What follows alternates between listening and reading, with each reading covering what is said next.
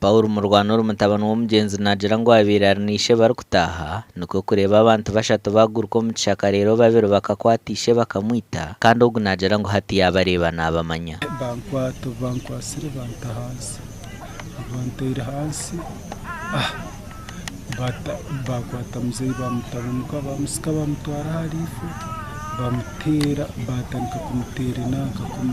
kumutera we n'abagenzi bamusika n'umugo twashasha munonga no kufa kwa honorable Karuna Charles Tumwesige owabaireho kansara area kansara mu rwego rwa Kishagazi kandi kagomba akaba deputy speaker w'Igombora ya Riyonza. Polisi ya Kyegegwa bembirwe detective ASP Henry Manana yaretembwa ya polisi nuko kugendeka sibero munju yo muturo wa manyonka Israel atwase umutabano w'umugenzi arebera akamanya kandi omunju ye bashanga mwe sate ineshagama konka bashanga yatorokere hano bayikarene bayita abantu muno mu rukwa guno gwa Kisagazi ne bayita abantu bakayita muguri bamusara bakayita kabuyanda bamutematema abantu bayingi bafuire nondi omojo okasenyo ko barugire kumwita pote yafurumye umwaka oguwedde yandibanga yali number 1 oba number 2 ku Kyegegwa sinaba kwetegereza bulungi mu misango gyo kutta abantu Uganda yonna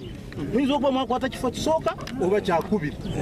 naye oroze emisango gino okweyongera kiri giretebwa ki bantu kutta abaana abwe ne batakwatibwa okuba bamanyi nti natoli tebankwa bundi yatoli ne batamukwata okurgira katsime Brendor mukomugenzi nagira ngo iba hamwe na Israel atwasora kutekatekwaho babire bine mishango mu LC1 ubwa nyuma yente ziba okurya Misiri ya Israel tukampandisitaka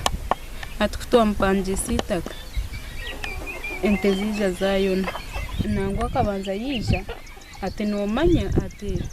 ati kimurakora ati doctor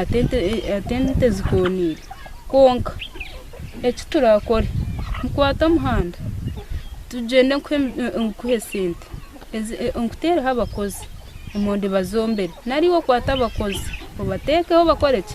bazombere oriya ngo tikikubasika ate kinta kukora neco shamkaga itwiziraha osina musanyoma bara gona nganya mwana baba abawe guru mushamushanje ayibo izara polisi atamba abantu babura kwita polisi yatwara umurambo ahirwaro rya Kyegegwa hospital kongera kuceberwa kandi yatanchira umuhigo gw'abari kutekatekwaho na munongo reberwe kandi embo ya polisi kashanga umunje sate ineshagama Gashakwa Philip Murangira